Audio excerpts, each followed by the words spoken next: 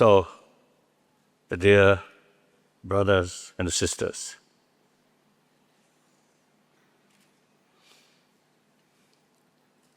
I always mention brothers, sisters, everywhere. That I deliberately using that word because much trouble we are facing is on the basis of much division.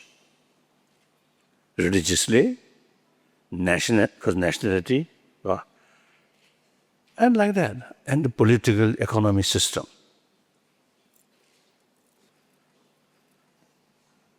So therefore, we really need a sense of oneness of humanity.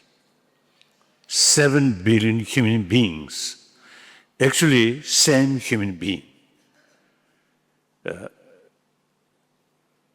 And mentally, emotionally, physically,